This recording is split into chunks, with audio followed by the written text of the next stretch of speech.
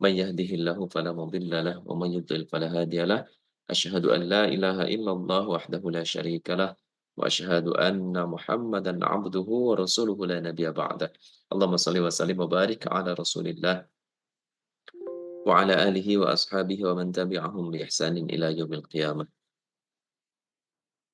وقال رب اشرح لي صدري ويسر لي أمري واحلل عقدة من لساني يفقهوا قولي وفتح يا عليم اللهم إنا نسألك علما نافعا ورزقا طيبا وعملا متقبلا Alhamdulillah, mari kita senantiasa memuji kebesaran Allah SWT, seraya bersyukur atas limpahan karunia dan nikmatnya yang begitu besar pada kita semua. Pada kesempatan sore yang barokah ini kita bisa berjumpa kembali di AKBS Batch yang ketiga dan Rabu sore ini kita akan bahas ilmu langit ya sudah kita sampaikan sebelumnya kita rukir ya kita tuker, semalam kita sudah ilmu bumi, sore ini insya Allah kita akan masuk di ilmu langit. Insyaallah mudah-mudahan pekan depan kita berjalan normal, ya, Selasa malam tetap dengan ilmu langit dan Rabu sore tetap dengan ilmu bumi. Ya. Baik, insya Allah pada kesempatan sore hari ini kita akan lanjutkan pembahasan di ilmu langit, masuk dalam tema seputar multi akad, ya, pendalaman mengenai hukum multi akad. Baik, kita awali terlebih dahulu dengan bersama-sama melafalkan Kitab Al-Fatihah. A'udzu billahi minasyaitonir rajim. Bismillahirrahmanirrahim. Alhamdulillahi rabbil alamin. Arrahmanir rahim. Maliki yaumiddin. Iyyaka na'budu wa iyyaka nasta'in. Ihdinas siratal mustaqim. Siratal ladzina an'amta 'alaihim ghairil maghdubi 'alaihim waladdallin. Amin. Semoga Allah senantiasa memberikan kemudahan dan kelancaran pada majelis kita di sore hari ini. Amin. Baik, seperti biasa sebelum kita masuk materi, kita hantarkan, kita bakar semangat kita dengan bersama-sama meneriakan moto AKBS. Silakan dibuka, di-unmute, di-unmute. Ini bagian yang paling terngiang. Silakan di-unmute, di-unmute. Baik, oh Masya Allah, Ustaz Arif Pangling nih pakai kacamata. Masya Allah, Masya Allah. Baik, silakan dibuka yang belum. Kita teriakan bersama-sama dulu. Supaya yang masih di luar terdengar dan segera masuk. Baik, Akademi Konsultan Bisnis Syariah. Mudah dan menyenangkan. Mudah dan menyenangkan. Alhamdulillah, Alhamdulillah. Mudah dan menyenangkan. Alhamdulillah, Gurunda sudah hadir di tengah-tengah kita. Assalamualaikum, Ustaz. Waalaikumsalam warahmatullahi Masya wabarakatuh. Allah, sehat, Ustaz. Alhamdulillah sehat. Alhamdulillah. Ini di studio mana, Ustaz? Di studio pusat Core Isaac. Baik, Masya Allah. Studio pusat. Baik, Bapak Ibu yang dirahmati Allah, kita langsung masuk ke materi pada sore hari ini, yakni membahas mengenai hukum multi akad. Waktu dan kesempatan kami aturkan pada Gurunda. Fadal, Ustaz. Baik, terima kasih. Assalamualaikum warahmatullahi wabarakatuh. Waalaikumsalam warahmatullahi wabarakatuh. Alhamdulillahi rabbil alamin. Salatu wassalamu ala asrafil anbiya'i wal mursalin. Sayyidina wa maulana Muhammadin wa ala alihi wa sahbihi ajmain. Amma ba'd. Bapak Ibu dan saudara-saudara sekalian yang dirahmati Allah, alhamdulillah kita bisa bertemu kembali untuk melanjutkan kajian kita. Mohon maaf ada pertukaran ya, untuk ilmu langit dan ilmu bumi. Seharusnya tadi malam, tapi saya ada acara sehingga tukar dengan ilmu bumi. Baik, tadi sudah disampaikan, hari ini kita akan membahas kelanjutan materi akad muamalah. Secara khusus kita akan membahas multi akad ya. Ini sebenarnya pembahasan yang sangat berat. Kenapa? Nanti kita tahu semua transaksi di lembaga keuangan syariah itu ada multi akadnya. Oleh karena itu kita harus membahas secara mendalam, secara objektif, dan tidak emosional ya. Baik, kita langsung masuk ke materi.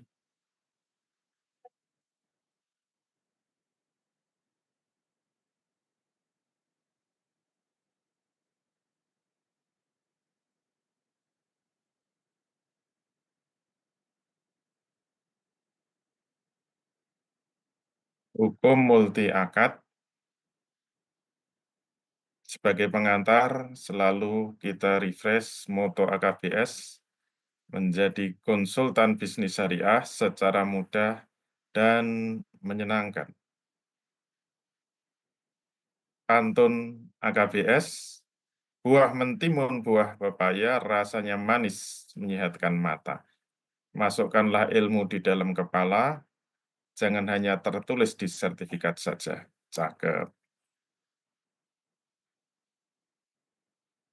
Kemudian pantun yang baru, wah ini pantunnya keliru karena ini sore-sore ya.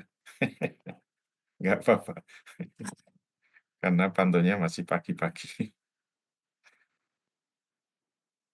Naik kereta api ke Kota Malang, membeli ubi jalar dan bengkoang. Ngantuknya pagi, jangan jadi penghalang. Wah, harusnya sore. Ngantuknya sore, jangan jadi penghalang. Tetaplah semangat untuk belajar dan berjuang. Cakep. Alhamdulillah, sekarang kita bacakan hadis Nabi untuk pemberi semangat juga. Man salaka, kepencet ya. Man salaka thoriqan yaltamisu fihi ilman, sahalallahu lahu bihi thoriqan ilal jannah. Barang siapa menelusuri jalan untuk mencari ilmu kepadanya, Allah akan memudahkan baginya jalan menuju surga. Masya Allah, Masya Allah. Semoga keseriusan kita, kesungguhan kita untuk menuntut ilmu, ilmu agama Allah, memudahkan kita jalan menuju surga.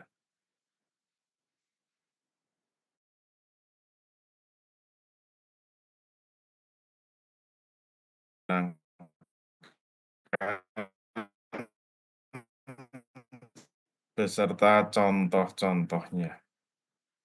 2. Memahami perbedaan pendapat dalam multi akad.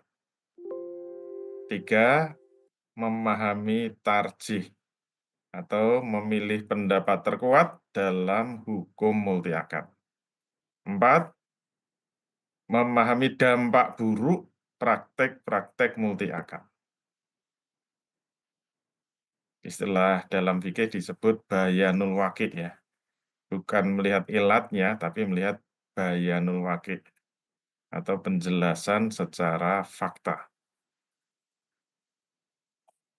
Baik.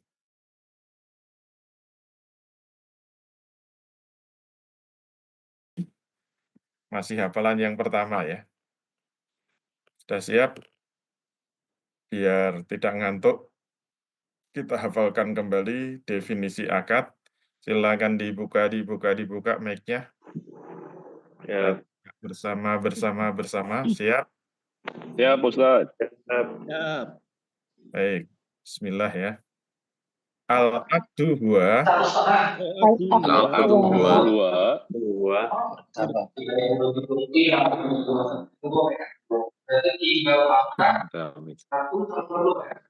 Al-aqdu huwa Al-aqdu huwa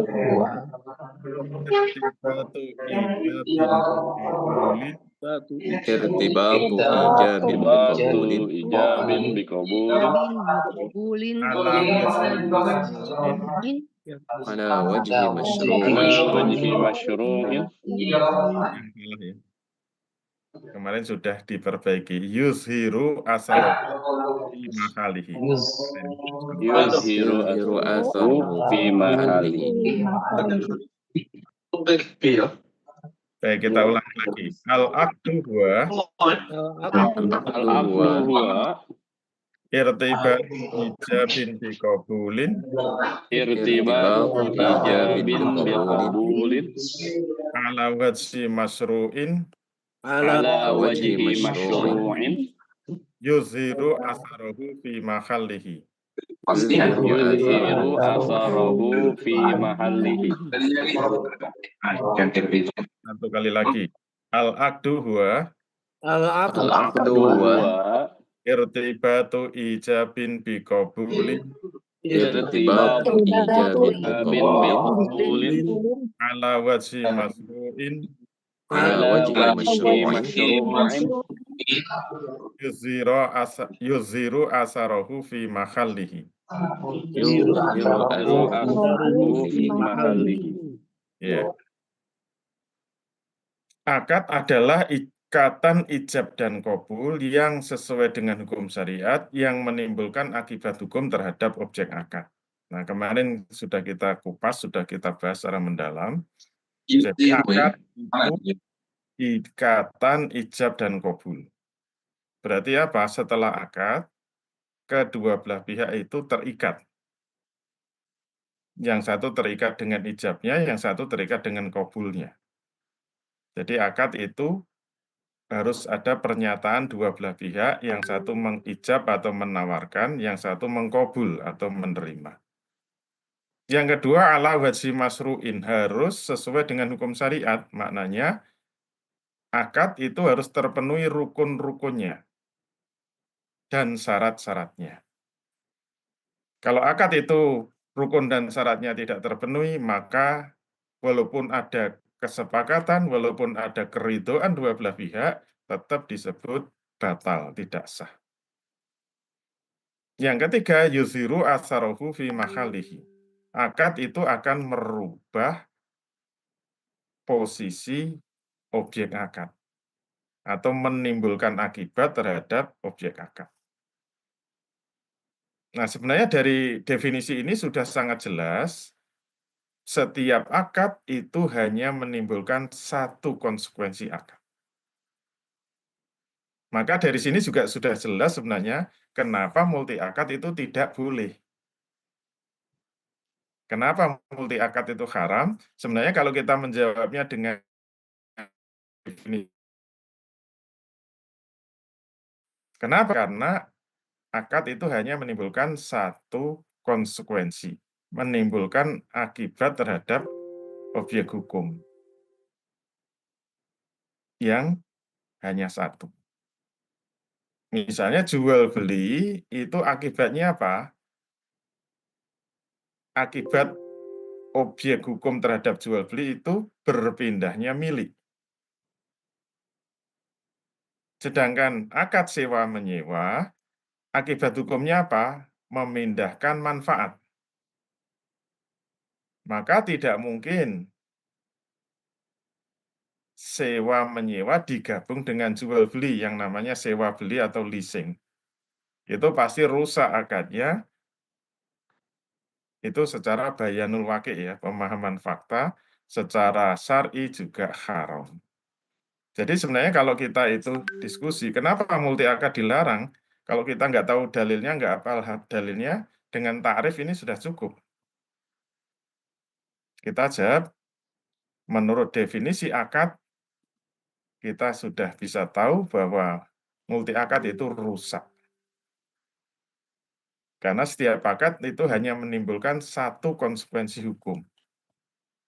Jadi kalau digabung menimbulkan kerusakan akad. Itu sudah kita bahas kemarin ya. Baik, sekarang kita masuk. Apa itu multi akad? Dalam bahasa Arab, multi akad dikenal dengan istilah al-uqudul murakkabah. Al-uqudul murakkabah. Artinya, kesepakatan dua belah pihak untuk melaksanakan suatu muamalah yang meliputi dua akad atau lebih. Jadi tidak hanya dua akad yang digabung, tapi bisa tiga akad yang digabung, bahkan ada 4 akad yang digabung, mungkin juga ada 5 akad. Dan ternyata semua itu dipraktekkan dalam lembaga keuangan syariah. Nah, ini yang agak berat ya. Contohnya apa? 1, murabahah di bank syariah. 2, asuransi syariah. 3, gade syariah. 4, obligasi syariah atau dikenal dengan sukuk. 5, leasing syariah, dikenal dengan IMBT. Ijarah muntahiyah bitamlik. 6, talangan haji. 7, multi level marketing. Masya Allah, ini ada contoh yang lengkap ya, semuanya ada. Nomor 1, murabahah di bank syariah. Multi akadnya apa? Ternyata menggabungkan akad salam dengan akad jual beli kredit. Kenapa? Karena bank syariah tidak punya barang untuk dijual. Kalau murabahah itu maknanya membeli barang ke bank syariah, karena bank belum punya barang harus pesan. Tetapi sekaligus dalam akad itu harus siap membeli. Jadi menggabungkan antara akad pesan dengan jual beli kredit.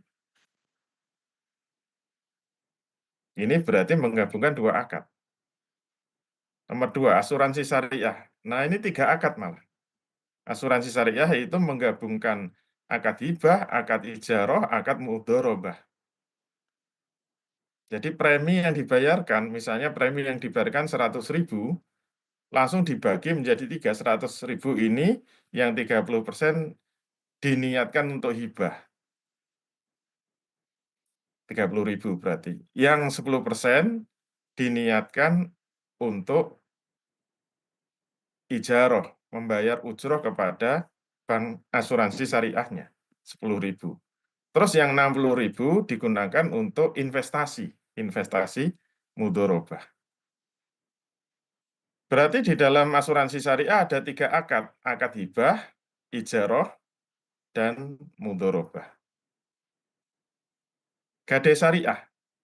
Nah, gade syariah 2 akad, yaitu menggabungkan akad utang piutang yang disertai dengan jaminan, kemudian jaminan yang diserahkan itu diakati dengan akad ijarah, yaitu penyimpanan barang. Jadi barang yang disimpan itu dikenai fee, membayar ujroh untuk biaya penitipan. Berarti menggabungkan akad utang piutang dengan akad ijarah. Nah, yang paling banyak apa? Sukuk ternyata. Sukuk itu 4. Wah, rekor ini. Luar biasa ya. Obligasi syariah. Jadi obligasi itu kan temannya saham. Kalau basis saham itu kan dividen ya. Dividen itu bagi hasil. Tapi kalau obligasi itu bunga. Nah, bunga itu kan bersifat tetap yang dijanjikan di awal. Jadi prosentasinya tetap diberikan, dijanjikan di awal. Nah, semua ulama yang zaman sekarang ini sepakat kalau bunga itu haram. Nah, bagaimana agar halal? Wah, ini harus didekati dengan 4 akad.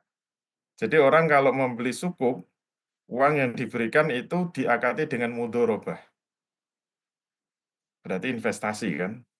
Kalau mudharabah basisnya bagi hasil. Nah, bagi hasil itu kan bisa naik, bisa turun, bahkan bisa rugi. Tapi dalam sukuk enggak dijamin rugi, tapi jelas imbalnya pasti, tetap, seperti bunga. Tapi halal, loh kok bisa itu? Wah, itu pinternya pakar-pakar ekonomi Islam zaman sekarang. Ternyata uang yang kita serahkan kepada pengelola sukuk, itu nanti pengelola sukuk akan menjadi wakil untuk mengelola sukuk itu. Karena menjadi wakil dia minta fee, namanya wakalah bil ujroh. Wakalah bil ujroh. Apakah dia kelola sendiri? Enggak. Dia hanya minta fee, kemudian uang itu akan dimusyarakahkan. Misalnya untuk membangun hotel dengan kontraktor. Bisa mudharabah, bisa musyarakah. Tapi karena kontraktornya juga punya andil di dalam share modal, digabung dengan dana dari sukuk, maka terjadi musyarakah, persekutuan di dalam modal untuk membangun hotel. Kalau hotel sudah jadi, hotel itu kemudian disewakan. Nah, karena sewa itu kan imbalnya pasti. Sehingga kalau hotel sudah jadi disewakan, maka uang sewa karena udah pasti, inilah yang digunakan untuk memberikan bagi hasil yang pasti kepada pembeli sukuk. Nah, urutannya seperti itu. Ini sampai 4 akad ya, bayangkan. Bayangkan, 4 akad. Masya Allah, luar biasa. Kemudian leasing syariah, IMBT. Ijarah Muntahiyah Bitamle ini menggabungkan akad ijarah yang digabung dengan jual beli. Jadi kalau nyicilnya nggak selesai dianggap sewa menyewa, kalau selesai dianggap jual beli. Jadi objek akadnya bingung ini, saya ini sebenarnya dijual atau disewa? Tergantung. Nah, itu namanya multi akad ya. Yang keenam, talangan haji. Talangan haji itu utang digabung dengan ijarah. Jadi utang piutang biasa. Misalnya kalau mau daftar haji, itu untuk mendapatkan seat 25 juta. Oke, untuk mendapatkan seat 25 juta. Nanti ditanya, punya uang berapa? 5 juta. Berarti kurang 20. Yang 20 juta diutangi oleh bank syariah. Terus karena utang piutang bayarnya tetap 20 juta. Diangsur selama 3 tahun atau 5 tahun. Terserah. Terus bank dapat untung dari mana bank syariah? Jasa mendaftarkan ke Siskohat. Jasa mendaftarkan ke Siskohat, padahal cuma masukkan nama, klik itu, besarnya jasa mengikuti lamanya cicilan, mengikuti tenor dan besarnya cicilan. Yaitu kan bunga yang disyariahkan. Bunga yang disyariahkan itu judulnya bukan bunga, tapi ujroh. Nah ini pinter-pinternya pakar ekonomi Islam sekarang. Biasanya gelarnya SEI ya, hati-hati yang punya gelar SI. Yang nomor 7, multi level marketing. Nah, ini nggak ada hubungannya dengan lembaga keuangan syariah, itu juga mengandung multi akad, yaitu menggabungkan akad jual beli dan samsaroh. Jadi yang bisnisnya keagenan hati-hati ya. Seringkali dikatakan siapa yang mau kulaan ya, membeli di awal, misalnya paket pembelian 50 juta akan mendapatkan diskon, misalnya 30%, dan berhak menjadi distributor. Nah, itu terjadi multi akad itu. Karena menjadi distributor itu kan seharusnya akadnya samsaroh, makelaran. Tapi hak menjadi makelaran dengan apa? Dengan fee sebesar 30% itu syaratnya harus membeli barang dulu. Nah, ini menggabungkan jual beli dengan samsaroh. Padahal seharusnya menjadi makelar, nggak perlu beli barang. Dia itu mau jualan. Makelar itu kan modalnya cuma ababe. Modalnya cuma ngomong-ngomong saja. Menjadi makelar itu memang nggak punya duit kok disuruh beli. Nah, itu berarti memang terjadi multi akad, yaitu menggabungkan jual beli dan makelaran. Bahasa Inggrisnya apa? McLaren. Itu contoh-contoh ya. Nah, sekarang kita masuk yang kedua, yaitu hukum multi akad. Ternyata ada 3 pendapat. 1 yang menghalalkan atau membolehkan. 2 boleh tapi sebagian. 3 mutlak haramnya, semuanya haram. Nah, setiap ada perbedaan pendapat, kewajiban kita melakukan tarjih. Itu nanti ada bab sendiri ya, setelah ujian tengah semester ya, nanti ada pembahasan tarjih. Setelah ujian tengah tahun, bukan tengah semester. Baik, kita lihat yang pertama. Kenapa ada yang membolehkan? Dalilnya apa? Hujahnya bagaimana? Ternyata menggunakan kaidah fikih. Al-aslu fil muamalat al-ibahah. Illa ayadulla dalilun ala tahrimiha. Asal dari semua muamalah itu boleh, selama tidak ada dalil yang menunjukkan keharamannya. Jadi akad apa saja dalam muamalah boleh, selama tidak ada dalil yang mengharamkan. Terus yang dimaksud dalil yang mengharamkan itu apa? Ada 3. 1, kalau ada maisirnya. 2, kalau ada ghorornya. 3, kalau ada ribanya. Maisir, ghoror, riba. Kadang-kadang disingkat maghrib ya. Tapi nggak boleh ya itu. Itu istilah yang ma'ruf, jangan digunakan untuk amin. Itu nama orang. Istilah yang ma'ruf itu jangan digunakan untuk yang haram. Jangan untuk istilah yang mungkar. Nanti namanya ma'ruf mungkar ya. Harusnya ma'ruf amin ya. Baik, nggak ada hubungannya dengan nama orang, maisir, ghoror, riba. Makanya nanti kalau multi akad itu tidak mengandung riba, multi akad tidak mengandung judi, dan tidak mengandung ghoror, maka multi akad itu jatuhnya boleh. Contohnya apa? Sewa menyewa itu halal. Digabung dengan jual beli itu halal. Maka sewa beli kalau digabung namanya leasing atau sewa beli itu halal, boleh.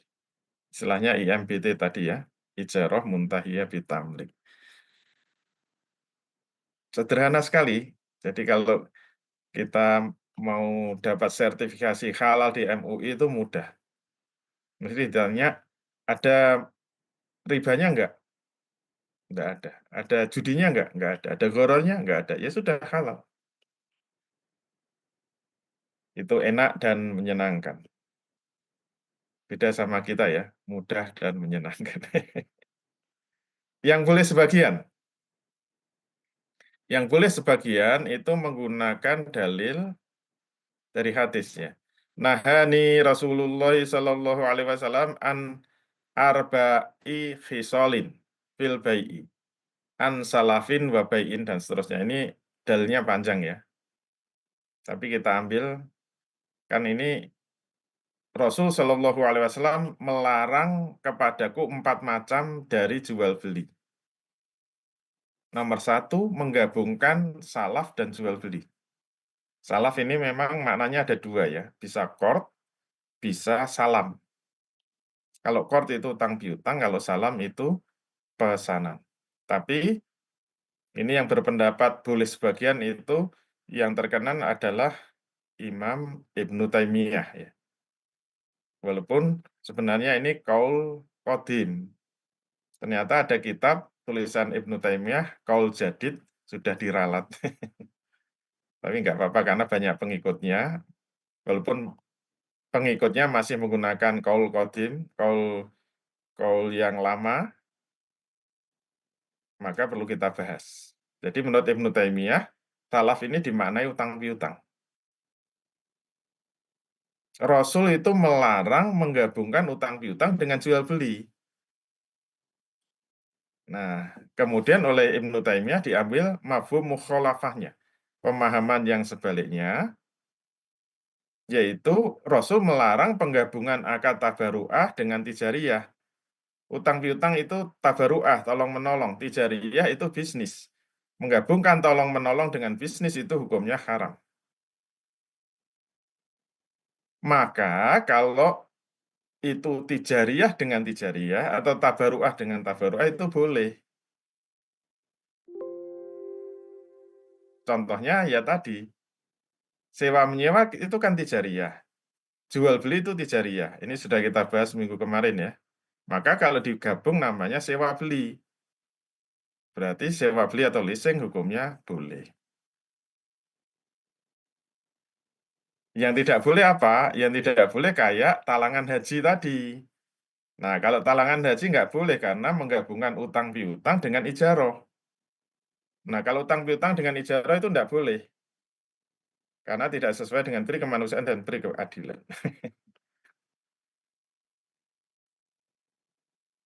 Jadi kalau leasing atau IMBT boleh, karena menggabungkan sewa-menyewa dan jual beli. Talangan haji tidak boleh karena menggabungkan utang piutang dan ijarah.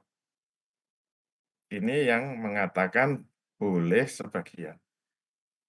Yang haram secara mutlak itu menggunakan hadis yang bersifat mutlak atau bersifat umum ya. Nanti apa bedanya umum dan mutlak itu ada pembahasan sendiri ya. Nggak usah mumet, nanti di awal-awal sudah pusing. Nah, Rasulullah Shallallahu Alaihi Wasallam an safqataini fi safqatin wahidatin. Nabi Shallallahu Alaihi Wasallam telah melarang dua akad digabung dalam satu akad. Nah, ini ternyata umum ya. Kaidahnya dalil am yabqa ala umumihi malam jadi dalil takhsisi. Ini nanti harus dihafal, tapi untuk ujian akhir ya. Dalilul am yabqa ala umumihi malam jadi dalilul takhsisi. Dalil yang umum tetap pada keumumannya selama tidak ada dalil yang mengecualikan atau mengkhususkannya. Nanti kita lihat ini dan safqatin itu termasuk umum atau tidak. Maka harus hafal kaidah usul fikih. Jadi ada kaidah fikih, ada kaidah usul fikih. Kalau ini termasuk kaidah usul fikih. Dalilul am yabqa ala umumihi malam yarid dalilul takhsisi. Contohnya sewa menyewa halal. Jual beli halal. Kalau digabung namanya leasing atau sewa beli jatuhnya haram. Kenapa? Karena sewa menyewa itu satu akad, jual beli itu satu akad, kalau digabung menjadi multi akad, semua multi akad secara umum itu haram. Baik, mana yang benar harus melakukan tarjih. Harus melakukan tarjih yaitu memilih pendapat yang kuat.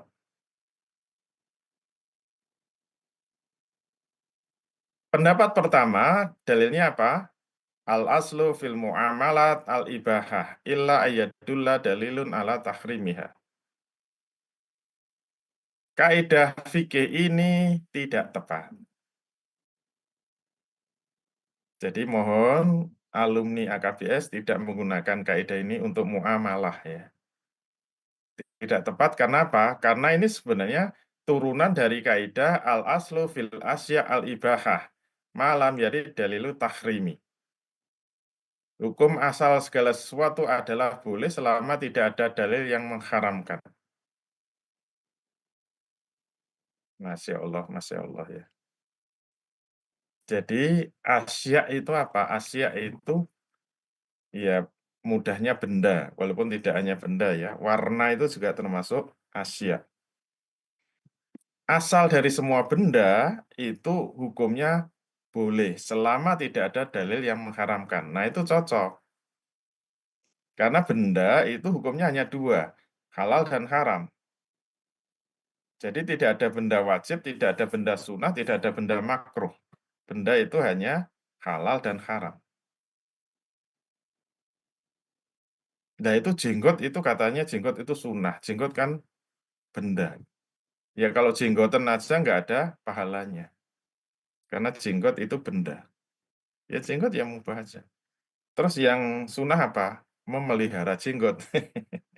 Kalau memelihara jenggot itu af'al. Rokok bagaimana? Dilihat saja, rokok itu ada unsur yang mengharamkan enggak? Tembakau, cengkeh, kertas, kemudian ada perasannya, digulung. Ada unsur yang haram enggak? Kalau enggak ada berarti ya mubah-mubah saja rokok itu.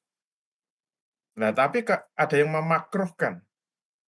Katanya benda itu hanya halal dan haram.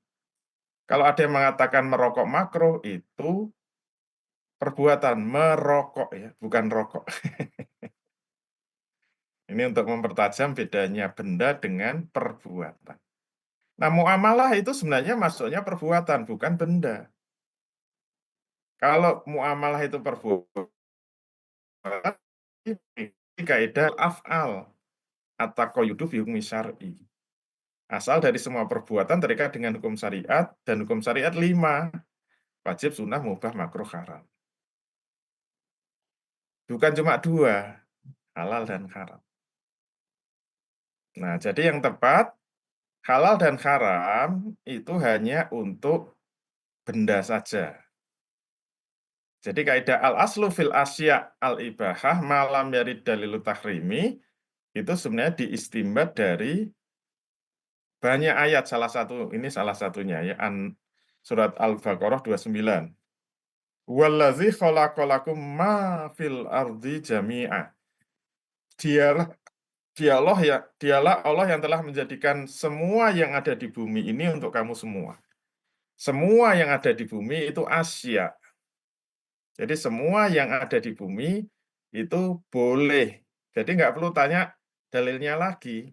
Apapun yang kita ambil, apakah itu mangga, apakah itu kijang, apakah itu kambing, ataukah durian, semuanya boleh. Batu juga boleh, kerang juga boleh, pasir juga boleh, semua itu diciptakan untuk manusia, sudah dibolehkan. Ini hukum asal. Kecuali kalau ada yang dalil yang khusus yang mengharamkan. Malam yarid dalilu tahrimi.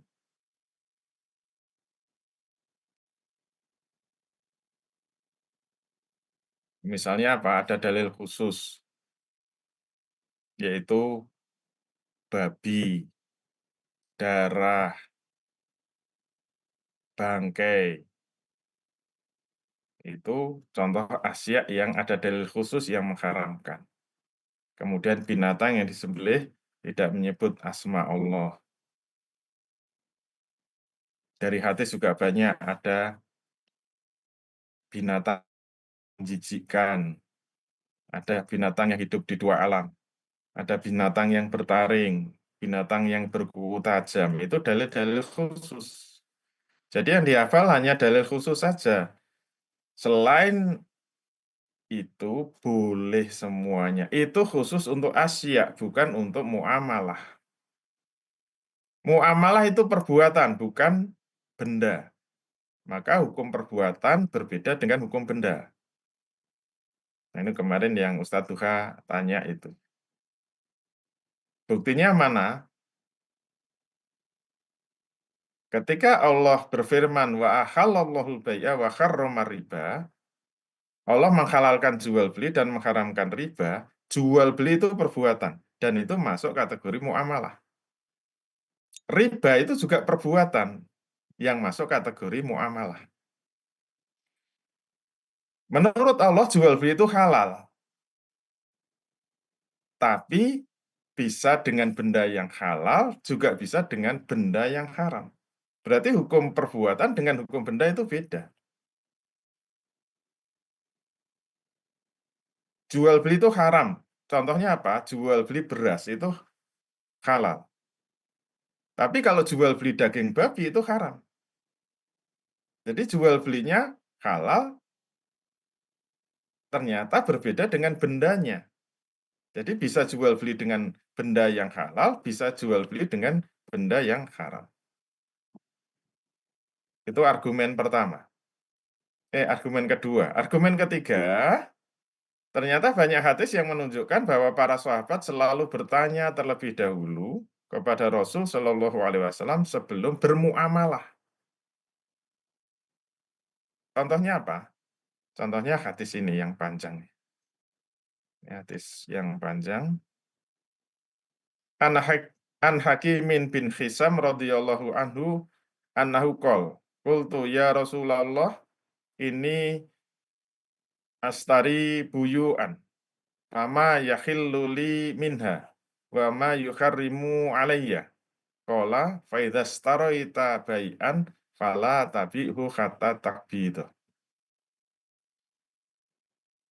Dari Hakim bin Hisam radhiyallahu an annahu qol bahwasanya beliau berkata, "Qultu," aku bertanya, "Ya Rasulullah, ini astari buyu'an. Sesungguhnya aku itu sudah biasa berjual beli." Ini menunjukkan apa?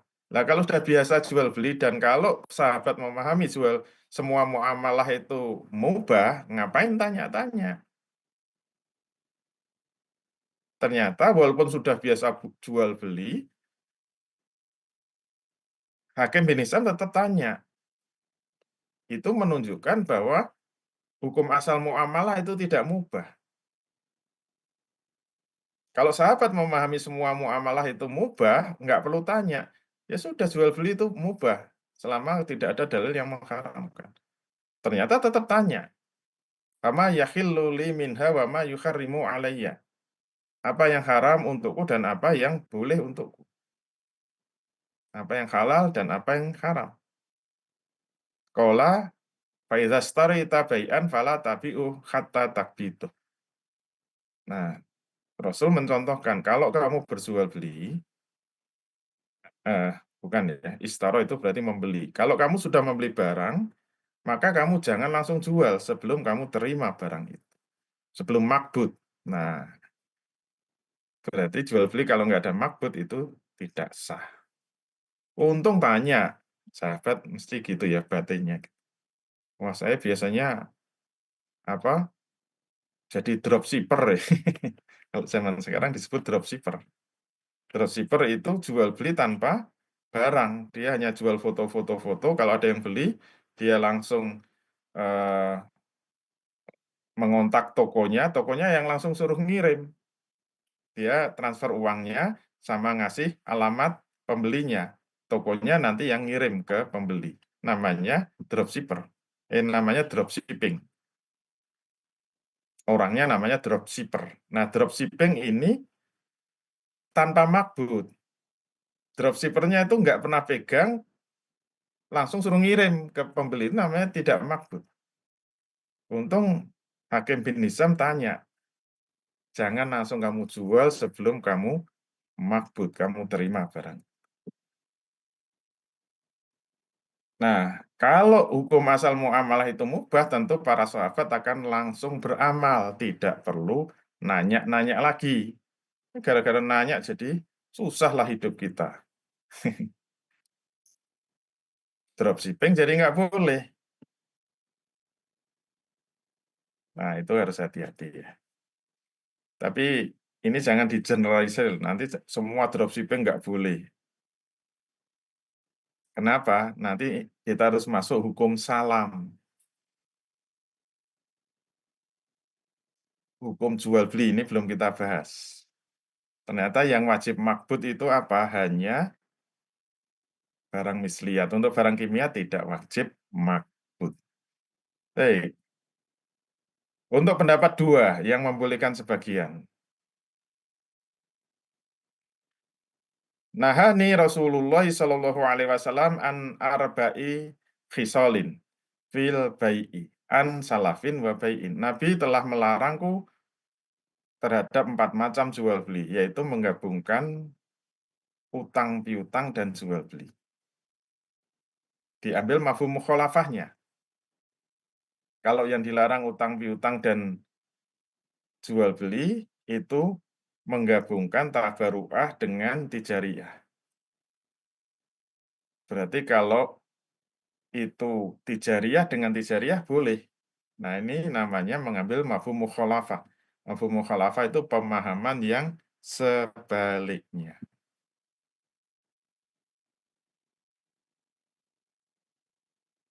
Boleh nggak mengambil mafhum mukhalafah? Boleh, asal memenuhi syarat. Ternyata ulama sudah memberikan syarat-syarat pengambilan mukhalafah. Salah satunya apa? Pengambilan mafhum mukhalafah tidak boleh bertentangan dengan mantuk. Mantuk itu apa? Nas yang tersurat. Kalau mafhum itu nas yang tersirat. Mafhum itu makna yang tersirat. Kalau mantuk makna yang tersurat. Jadi kalau ada nas yang mau diambil mafhumnya tidak boleh bertentangan dengan nas yang sudah ada mantuknya. Jadi, kenapa an salafin wa bai'in ini tidak bisa diambil mafhumnya? Karena bertentangan dengan nas yang sudah ada mantuknya. Naha Rasulullah Shallallahu alaihi wasallam an safqataini fi safqatin wahidatin. Nah, kita harus keluarkan jurus usul fikihnya. Safqataini dan safqatin itu isim nakiroh. Apa buktinya itu isim nakiroh? Ada tanwin ya, ada tanwin. Yang paling jelas ini safqatin. Nah, salah satu tanda itu nakiroh nggak ada alif lamnya. Safqataini itu 2 akad. Safqatin 1 akad. Nggak ada alif lamnya berarti nakiroh. Nah, ketemu kaidah an-nakiratu fi siyakin nafi au nahi au sarti tufidul am. Jadi kalau ada isim nakiroh yang nggak ada alif lamnya itu, tapi ada tanwinnya, fi siyakin nafi yang berada di kalimat nafi atau nahi larangan atau syarat seperti man ro'a minkum mungkaron itu man itu kalimat syarat. Itu bermakna umum. Nah, ini ini dan safqatin berada di kalimat apa? Nahi. Kenapa ada larangan? Naha Rasulullah Shallallahu alaihi wasallam berarti ini dan safqatin ini berada di kalimat nahi. Kalau ada isim nakiroh yang berada di kalimat nahi itu bermakna umum. Berarti semua akad yang digabungkan itu haram. Itu mantuknya ya. Kemudian berlaku, kalau itu memang dalil umum, berlaku kaidah usul fikih. Dalilul am yabqa ala umumihi malam yarid dalilu takhsisi. Kalau ada dalil umum harus dipertahankan keumumannya selama tidak ada dalil yang mengecualikan. Pertanyaannya, safqataini fi safqatin wahidatin ada pengecualiannya enggak? Pengecualinya itu harus terkait dengan apa yang dikecualikan. Ternyata tidak ada dalil yang mentaksis dalil ini. Kalau butuh contoh pengecualian yang benar itu, nanti kalau jual beli ya, misalnya ada lafadz la tabi ma laisa indak. Janganlah kamu menjual ma laisa indak, semua barang yang belum kamu miliki. Ma itu lafadz umum. Kena kaidah kalau ada lafadz yang umum harus dipertahankan keumumannya selama tidak ada dalil yang mengecualikan. Pertanyaannya, kalau kita belum punya barang, apakah benar-benar secara umum, secara mutlak tidak boleh jualan? Ada pengecualiannya enggak? Ternyata ada. Nah, pengecualiannya langsung mentaksis ma laisa indak tadi. Yaitu apa? Ada hadis yang mengecualikan. Apa? Yaitu man dalilnya lupa.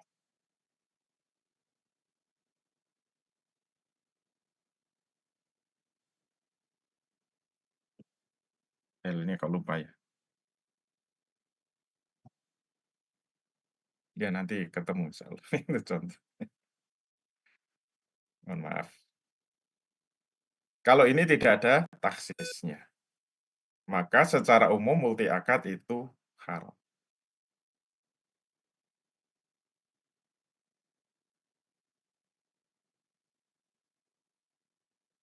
Oh iya, ketemu. Man aslama. Biasanya kalau harus mengingat itu untuk menghafal lupa.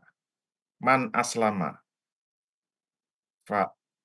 Pakai aslafa. Man aslafa. Ini salaf yang bermakna salam.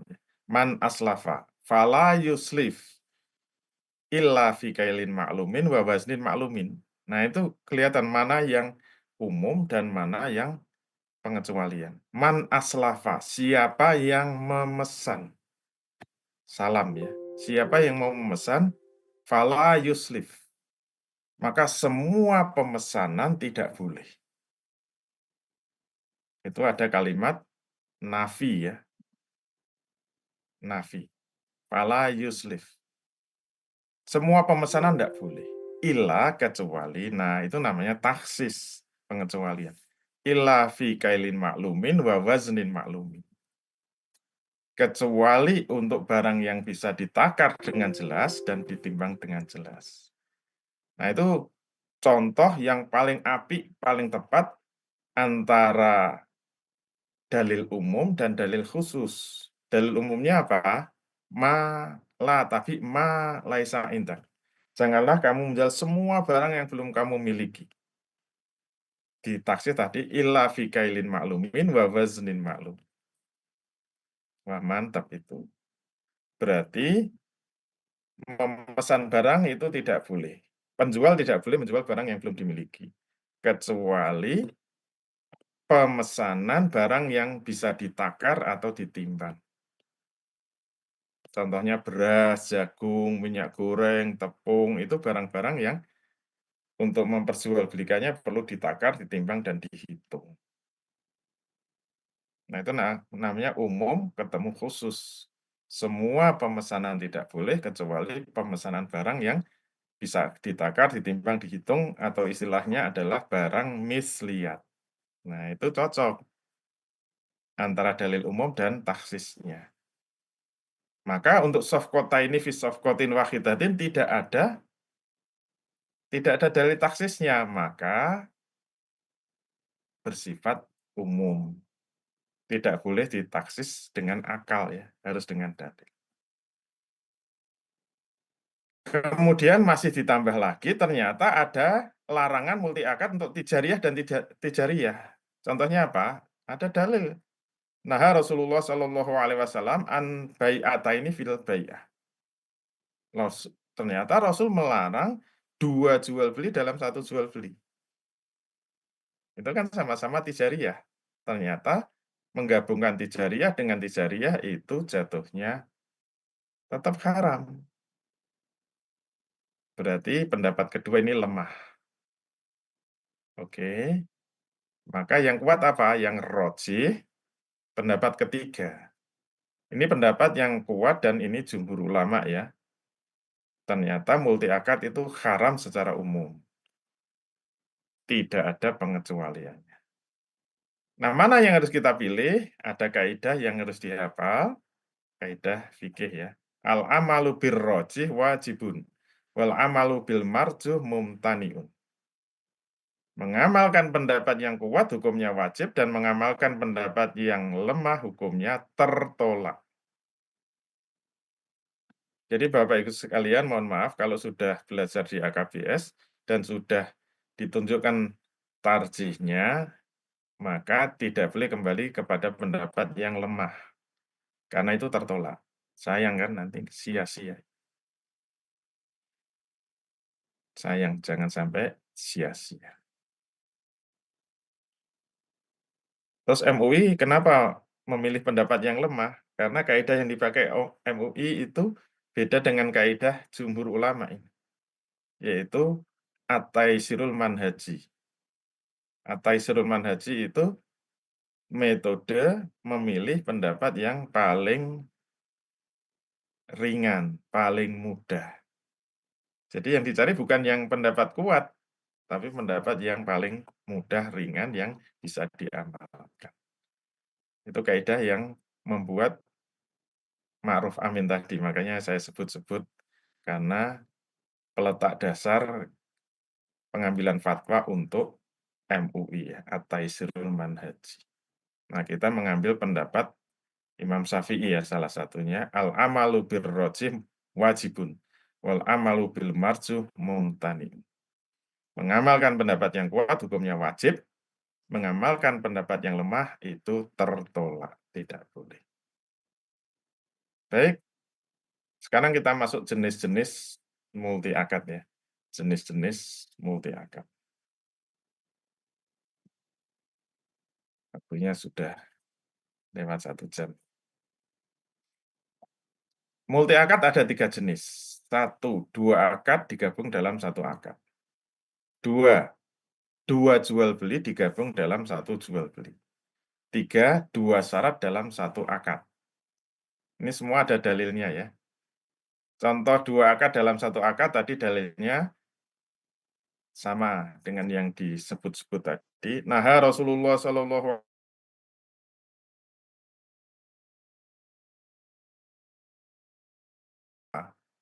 contohnya menyewakan mobil digabung dengan jual beli atau leasing tadi ya. Terus contoh tadi melakukan akad pesan digabung dengan jual beli kredit, murabahah di bank syariah. Jadi membeli rumah di bank syariah itu menggabungkan akad pesan nanti baru dicarikan, tapi harus ada kesepakatan harus nanti kalau sudah dibeli bank syariah harus beli. Nah, itu untuk contoh 2 akad dalam 1 akad. Untuk yang 2 jual beli dalam 1 jual beli, nah Rasulullah Shallallahu alaihi wasallam an bai'ataini fil bai'ah. Rasul melarang 2 jual beli dalam 1 jual beli. Contohnya apa? Contohnya harga kontan dan harga kredit beda, tetapi qobulnya tidak membedakan. Itu tidak sah. Misalnya ini kalau beli kontan 100.000, kalau beli kredit 1 bulan 110.000, kalau 2 bulan 120.000. Setuju enggak? Setuju. Nah, itu tidak sah. Kenapa? Setujunya itu masih dalam 2 akad atau lebih, 2 tawaran atau lebih. Makanya kalau pengen sah harus disebut, saya mau beli dengan harga 110.000, saya kredit selama 1 bulan. Nah, itu baru sah. Hati-hati. Kenapa sah? Karena hanya 1 akad, 1 harga. Contoh nomor 2, dalam jual beli kredit, jika angsuran itu ada dendanya, itu sebenarnya merubah harga. Nah, itu malah kena 2 keharaman, yaitu kena multi akad dan kena riba. Misalnya saja tadi sudah sepakat 110.000 dikredit selama 1 bulan, ternyata setelah 1 bulan masih belum bisa bayar. Mundur 1 bulan lagi boleh, tapi tidak 110.000 ya, menjadi 120.000. Nah, ini menjadi multi akad, ada 2 harga berarti dalam 1 jual beli. Dan kena riba juga, karena ada hadis yang menyebut itu riba. Man ba'a bi bai'ataini falahu aukasuhuma awir riba, kata Nabi begitu. Barang siapa yang jual beli dalam 2 jual beli, maka baginya adalah harga yang rendah atau harga yang awal atau dia telah melakukan riba. Jadi kalau kreditnya mundur boleh diteruskan asal tetap harga awal atau harga yang lebih rendah. Kalau dia tetap menaikkan harganya, itu adalah riba. Masya Allah. Jadi kena 2 keharaman, yaitu multi akad dan riba. Multi akad yang ketiga adalah 2 syarat dalam 1 akad. Tadi contohnya, la yakhillu salafun wa bai'un, wala sartoni fi bai'in. Nah, tidak boleh ada 2 syarat di dalam 1 jual beli. Jadi tidak halal menggabungkan akad pesan dengan jual beli dan tidak halal menggabungkan 2 syarat dalam 1 jual beli. Contohnya apa? Jual beli mobil tapi syaratnya menyewa rumahnya. Misalnya Ustadz Agus nawari, "Pak Condro mau beli mobil saya enggak? Berapa harganya? 100 juta. Oke, saya beli ya. Tapi syaratnya Ustadz Agus harus menyewa rumah saya." Nah, itu 2 akad. 2 syarat dalam 1 akad. Contoh lain menjadi makelar tapi wajib membeli barang. Nah, itu keagenan tadi. Siapa yang mau jadi distributor mendapat hak 30% diskonnya, tapi tapi wajib membeli barang. Nah, itu kena 2 syarat dalam satu akad. Ini semuanya adalah multi akad. Secara mutlak haram hukumnya, tidak ada taksisnya. Yang terakhir, dampak multi akad ada 3 juta, 3 tidak dampak juga, merusak objek akad, menghilangkan keridhaan, dan menzolimi salah satu pihak. Merusak objek akad tadi contohnya apa? Menyewakan mobil sekaligus jual beli, seperti dalam akad leasing. Ini enggak jelas, status mobil itu sebenarnya disewa atau dibeli. Dia pindah milik atau hanya pindah manfaat. Ini menjadi rusak. Ternyata setelah terjadi akad leasing itu, mobil itu apakah menjadi miliknya atau tidak, ini enggak jelas. Karena kalau di tengah-tengah jalan itu nggak bisa neruskan, boleh batal tapi mobilnya dikembalikan dan uangnya, semua uang yang sudah dibayarkan dianggap uang sewa. Padahal kalau kita membeli secara leasing, itu mobil sudah STNK, BPKB atas nama pembeli. Itu sebenarnya sewa apa beli, nggak jelas itu objeknya. Itu rusak. Yang kedua, menghilangkan keridhaan. Contoh tadi apa? Mau membeli tapi syaratnya menyewa rumah. Ini kalau disepakati sebenarnya penjual mobil itu merasa terpaksa menyewa rumah. Padahal semua akad itu dasarnya harus saling ridho. Dia sebenarnya nggak butuh sewa, tapi terpaksa nyewa itu berarti kan tidak ridho. Dan terjadi kezoliman. Contohnya tadi apa? Menjadi reseller, syaratnya harus membeli produk. Minimal 100 botol baru dapat diskon 20%. Ini resellernya terzolimi karena tujuannya itu ingin menjadi makelar, bukan ingin membeli barang. Saya itu ingin jadi makelar kok suruh beli barang, itu terzolimi dan tidak ridho juga. Alhamdulillah selesai. Nomor 1, kita harus memahami multi akad secara mendalam berserta contoh-contohnya tadi, kebanyakan di lembaga keuangan syariah. Kita harus memahami perbedaan pendapat dalam hukum multi akad, dan kita bisa memilih pendapat yang terkuat, tarjih, dan kita harus tahu dampak buruk dari multi akad. Alhamdulillah, terus bagaimana hukum jual beli? Nah, minggu depan mulai akad jual beli. Jangan kemana-mana, tetap bersama kami. Sekian, Assalamualaikum warahmatullahi wabarakatuh. Waalaikumsalam warahmatullahi wabarakatuh. Baik, alhamdulillah sudah kita simak bersama materi sore hari ini, materi yang luar biasa, yang biasanya mengguncangkan dunia permuamalahan, yakni multi akad ya. Baik, seperti biasa di sesi kedua kita buka diskusi atau tanya jawab. Silakan bagi Bapak Ibu yang mau bertanya bisa raise hand terlebih dahulu, yang bagi yang mau bertanya langsung atau menuliskan pertanyaan di chat juga boleh. Baik, silakan. Insyaallah masih ada waktu beberapa menit, ini sekitar 20 menit, ya 20 sampai 25 menit lah. Silakan Bapak Ibu.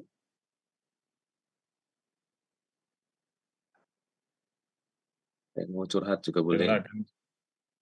sharing. Baik, nah ini ada pertanyaan dari Bu Diana. Izin bertanya, Ustaz, mengenai akad saat kami bekerja sama dengan dokter. Mana? Atas.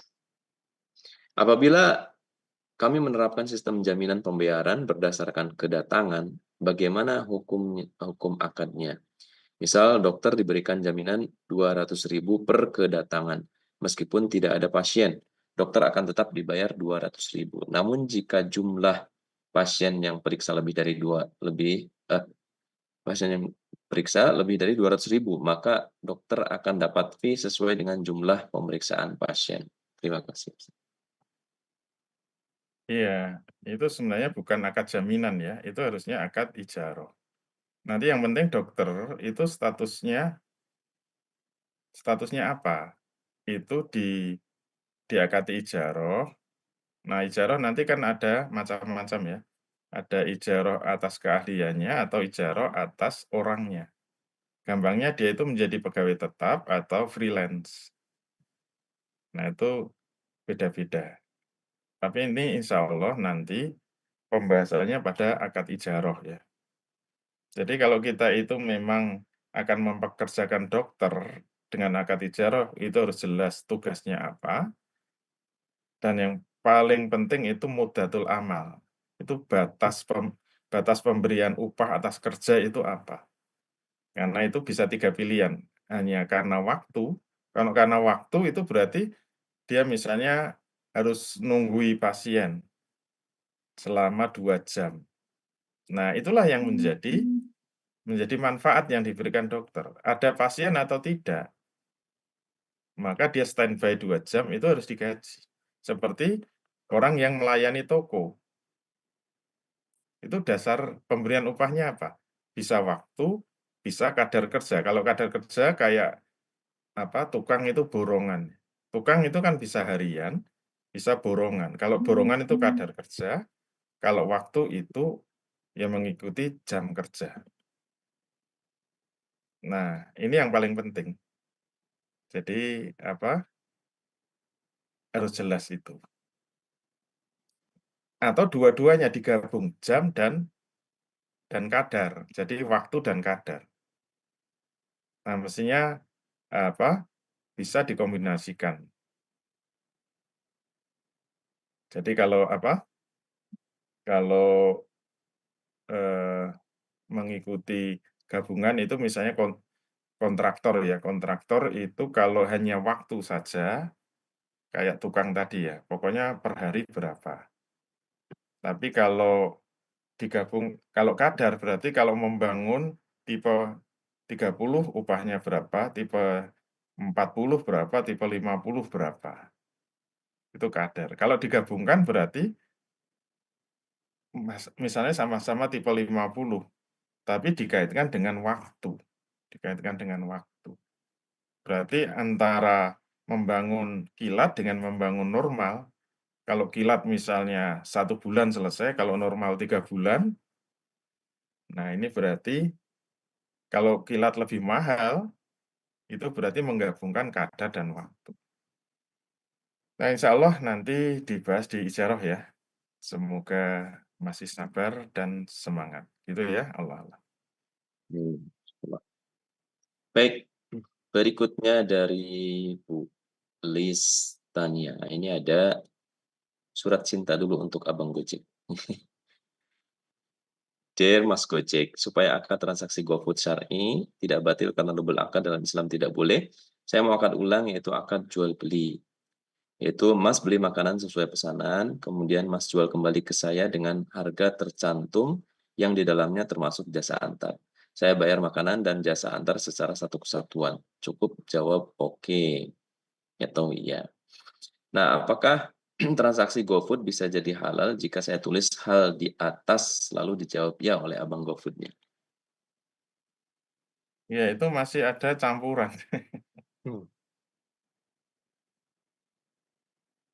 Ya, itu masih ada unsur multi akadnya ya, karena ada harga barangnya, juga ada jasa antarnya.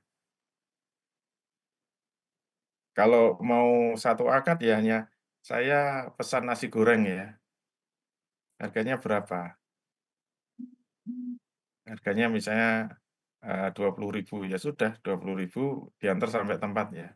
Sudah nggak nyebut-nyebut harga, nggak nyebut-nyebut biaya pengantaran. Kalau itu boleh. Jadi itu jual beli, namanya jual beli pesan. Tapi kalau itu jual beli pesan syaratnya apa? Duit harus ditransfer dulu. Jual beli pesan tidak boleh dibayar di belakang. Karena ada larangan kalik bil kalik. Jadi jual beli pesan boleh, dan nasi goreng termasuk barang misliat, jadi boleh dipesan. Tapi syarat jual beli pesan, uang tidak boleh dibayar di belakang. Karena Nabi melarang ya, nah Rasulullah Shallallahu Alaihi Wasallam an bai'il kali bil kali. Nabi melarang jual beli, tunda ketemu tunda. Tunda itu karena penjualnya belum punya barang, terus tunda karena apa? Pembayarannya setelah ada barang. Itu nggak boleh. Namanya kalik bil kalik. Kalau GoFood pengen boleh gimana? Pembelian barang harus ditransfer kepada warung makannya. Terus GoFood-nya nanti kalau datang tinggal ngasih fee-nya. Nah, itu tidak kena multi akad. Atau langsung pesan, tapi langsung transfer kepada drivernya. Kalau nggak datang, resiko tanggung sendiri. Jadi langsung misalnya berapa saya beli. Pokoknya saya pesan nasi goreng sampai rumah. Berapa? 25.000. Ya sudah, transfer. Nah, itu boleh. Gitu ya, Allah alam. Baik, alhamdulillah. Alhamdulillah, sudah paham. Baik, ada lagi silahkan. Mumpung masih ada waktu. Tet. Ya, silakan, Bu Nuhba. Assalamualaikum warahmatullahi Assalamualaikum warahmatullahi wabarakatuh. wabarakatuh. Waalaikumsalam. Afwan, Tat. Jadi sebenarnya untuk multi akad itu lumayan banyak pertanyaan sebenarnya saya, cuman kayaknya nggak mungkin kalau dibahas dalam satu waktu pendek gitu karena butuh rincian. Di antaranya tadi untuk yang pertama pernah dapat juga kajian dari Ustadz Sidik terkait dengan dropshipper. Dropshipper itu di mana dibolehkan asalkan ada janji dulu antara dropshipper itu dengan toko tempat beli itu. Nah, itu apakah dia menjadikan ini halal atau boleh ketika sudah ada kontrak janji tadi istilahnya dengan tokonya. Apakah itu membebaskan dari akad murokabah itu sendiri atau seperti apa? Yang kedua terkait dengan dalil pengkhususan pada pada dalil umum. Jadi kan tadi dalil akad murokabah itu kan pakai dalil umum gitu. Dan kecuali adanya dalil yang mengkhususkan gitu ya. Nah, cuman pertanyaan saya tuh lebih kepada dalil khusus di sini yang dimaksudkan untuk apa istilahnya itu? Untuk menjadikan umum ini tetap dalam keumumannya, itu apakah ada kalimat illa itu gitu? Illa tadi, apakah dia dalam satu kata itu, dalam satu dalil itu, atau dia bisa muncul juga sebenarnya di dalil yang lain atau tidak harus dalam kalimat illa tadi, di mana kayak tadi contohnya yang membolehkan sebagian itu misal. Itu kan ada umumnya, secara umum kan keharaman soft ini bisofkoten misalkan atau bai'ataini bibai'atin misalkan. Itu kan dalam satu kata atau satu kalimat maksud saya, dalam satu kalimat dalil gitu. Nah, apakah dia harus muncul itu pengkhususannya ilah dalam satu kalimat itu, dalil itu, atau dia bisa yang kebolehan sebagian tadi menjadi pengkhususan gitu maksud saya. Ini ternyata ada itu mengkhususkan gitu. Jadi kayak saya tuh memang masih bingung antara di sini nanti fikih dengan usul fikih itu batasannya itu istilahnya itu antara ini batasan di sini dalil dengan kaidah dalil itu memang kadang agak rancu saya. Matur suwun. Assalamualaikum. Assalamualaikum warahmatullahi wabarakatuh. Terima kasih. Waalaikumsalam. Ya, kalau masih rancu ya maklum karena belum masuk materi kaidah-kaidah ya. Itu setelah setengah tahun ya. Tapi sekarang bingung dulu nggak apa-apa, dipertahankan. Bertanya. Lumayan butuh jawaban, Tat. Baik, untuk yang pertama, untuk dropshipper itu boleh asal sudah berakad dengan tokonya, yaitu akad makelaran. Kalau tidak ada akad seperti itu, enggak boleh. Semua dropshipping itu enggak boleh. Jadi harus ada akad makelaran. Jadi dropshipper berakad dengan toko menjadi makelarnya. Jadi tugasnya menawar-nawarkan barang tokonya itu. Maka kalau ada yang beli, bisa bayar ke makelarnya atau dropshipper-nya, bisa langsung ke tokonya. Nanti Oke. fee-nya atau diskonnya baru dikirim ke dropshipper. Nah, ini boleh dropshipping karena langsung dikirim oleh toko. Nah, makelar itu bukan penjual, dia wakil dari penjual. Makanya tidak perlu dia makbut dulu, dia boleh cuma jadi perantara saja. Nanti barang dikirim langsung dari toko sebagai penjual kepada konsumen. Tapi kalau dropshipper dia ngakunya penjual. Kalau ngaku penjual harus punya barang. Kecuali dengan akad pesan. Pesan itu boleh asalkan barang mislihat dan bayarnya di depan.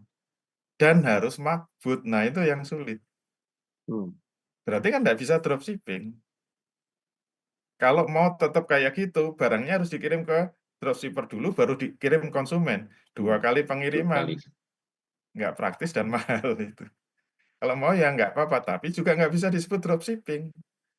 Karena dropshipping harus segitiga. Hmm. Itu kan segi 2, bukan segitiga. Nah, itu kita akan paham itu setelah kita tahu mulai minggu depan ya, jual beli dulu. Satu-satu baru jual beli salam. Oke, yang kedua, apakah taksis harus dengan ilah? Ya tidaklah. Banyak contohnya, banyak.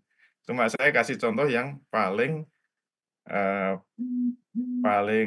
nancep ya, dengan ilah itu paling jelas. Contohnya apa? Misalnya tadi ada dalil la tabi'u hatta takbidu. Janganlah kamu menjual lagi barang itu sebelum kamu terima. Ini kan bersifat umum.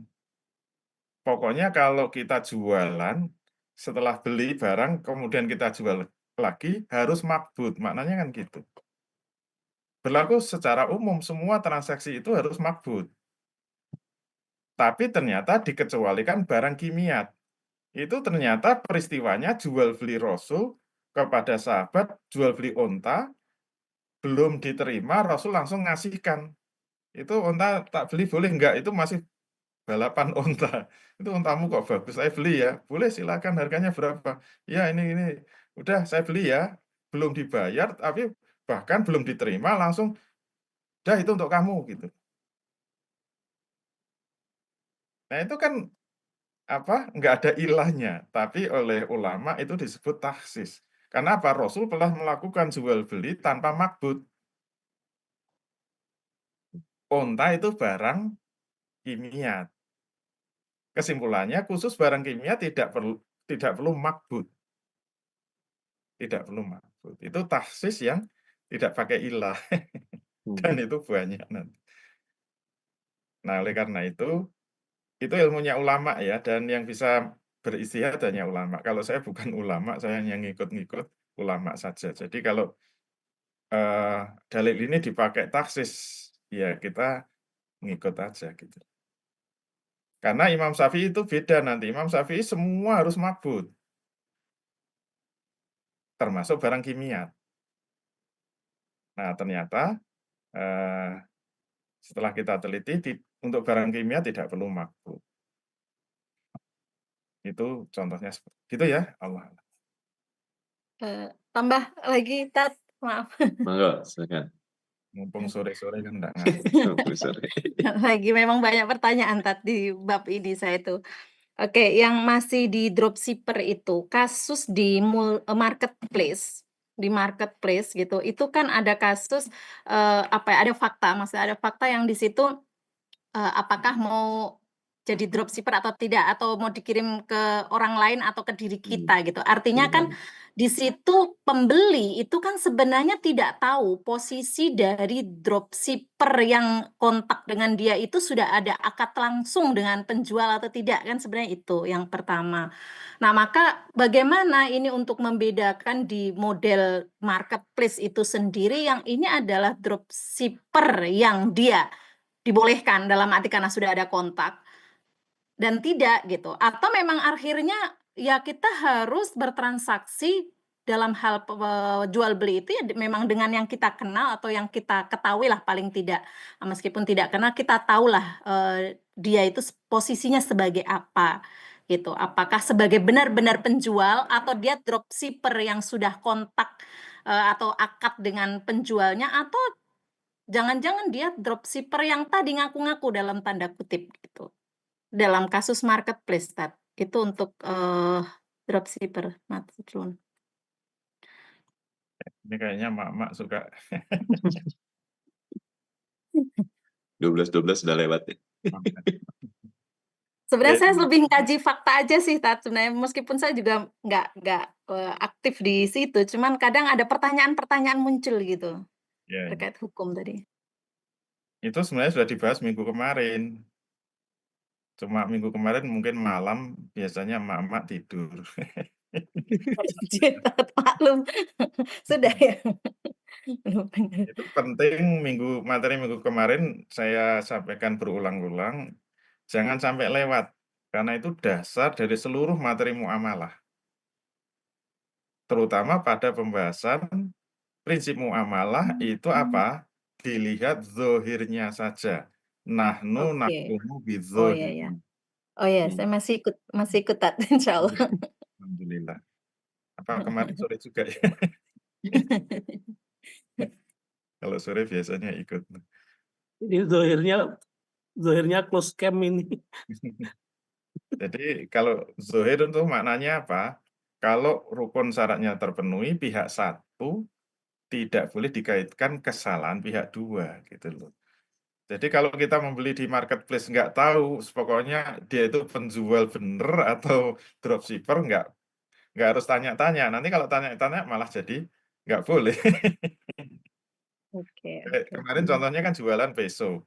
Kalau kita jual peso udah selesai, itu peso mau dipakai apa terserah kan?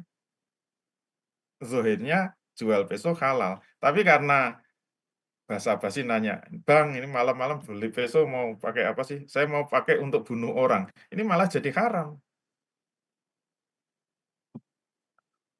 Sama saja kita nanya, "Nah, ini mungkin basa-basi ini dropshipper atau penjual beneran apa makelar?" gitu loh. "Saya ini dropshipper aja, nggak punya barang." Wah, jadi nggak boleh nanti. Jadi wasilah nanti. Nah, oleh karena itu kalau pihak satu pokoknya beli, dia itu statusnya apa, nggak penting. Zahirnya asal transaksinya benar, pembelinya halal, penjualnya haram. Dan nanti banyak itu muamalah seperti itu.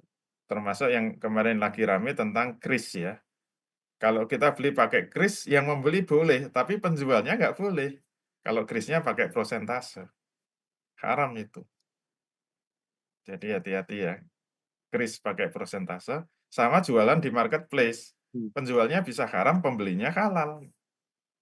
Karena di marketplace juga prosentase. Tapi ini belum kita bahas ya. Nanti masuknya bab ijaroh. Jadi penjualnya bisa haram, pembelinya tetap halal. Gitu ya, Allah. Matur Baik, nuwun. sudah? Masih ada waktu? Baik, itu jadi nggak usah ditanya, kakak dropshipper atau ownernya, biar aman. Baik, satu lagi barangkali kalau masih ada. Sudah hampir mendekati maghrib.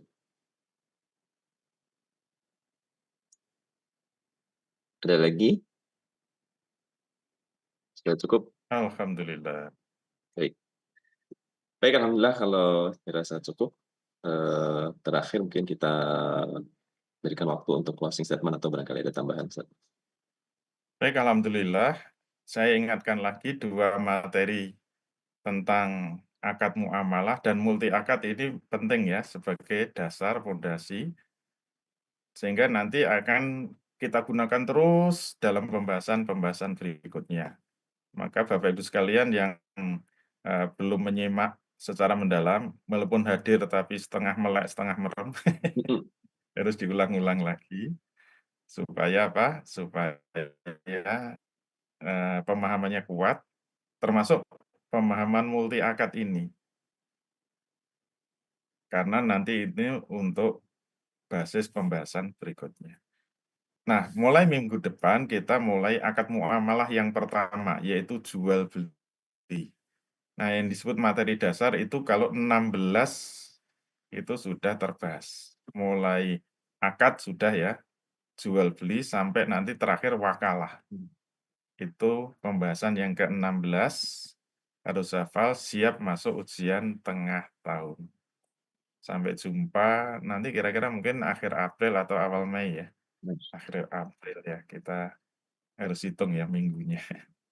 Siap ke Jogja, siap setoran, siap ujian dengan mudah dan menyenangkan. Assalamualaikum warahmatullahi wabarakatuh. Waalaikumsalam Waalaikumsalam warahmatullahi warahmatullahi Waalaikumsalam wabarakatuh. Baik, warahmatullahi alhamdulillah. wabarakatuh. Sekalian halal bihalal ya mungkin ya.